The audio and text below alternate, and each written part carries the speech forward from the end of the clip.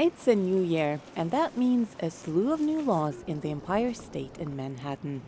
First on the list, plastic bags will be banned in New York State starting March 2020. 5-cent paper bags or reusable fabric ones will replace them. It's a good idea, it helps the environment. A lot of states are doing it, so it makes sense that we should too. For now, it's easier, but yeah, if they could stop doing plastic bags, that'd be cool. It's amazing. Well, starting Monday, I won't use them anymore.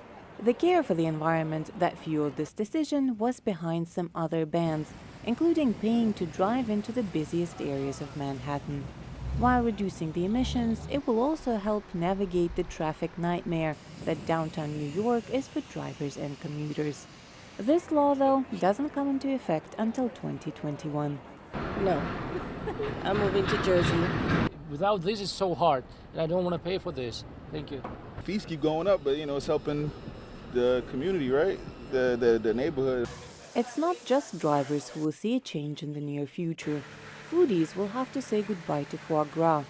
The New York City Council deemed it cruel to force-feed birds for the sake of a delicacy.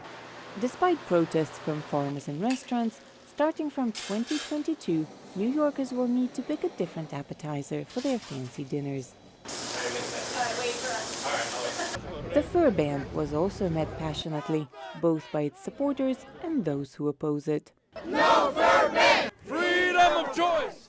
Freedom of choice! However, a lot of New Yorkers were happy to have this ban, sporting their fake and much cheaper fur coats. And large stores seemed quite happy the demand for synthetic fur will likely go up. While fur coat store owners were trying to prove their own eco-friendliness. Those traps are internationally approved.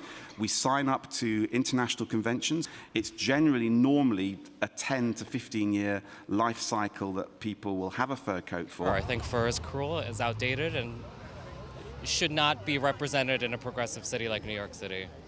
Harlem locals opposed the new ban as well, but for different reasons. In the letter they wrote to the city council, they stated the importance of fur products in the African American culture.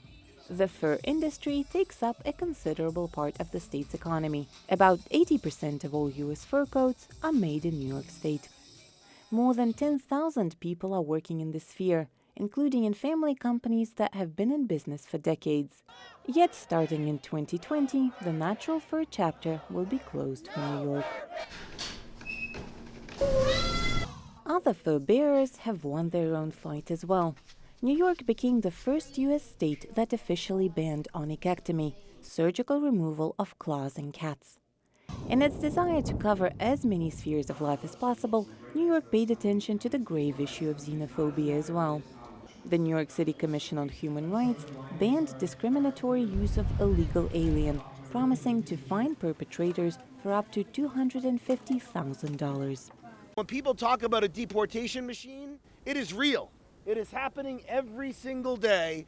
They are trying to rapidly deport as many undocumented New Yorkers as possible. What is more, according to this new law, immigrants in New York can acquire a driving license regardless of their legal status. The license can be used only to drive.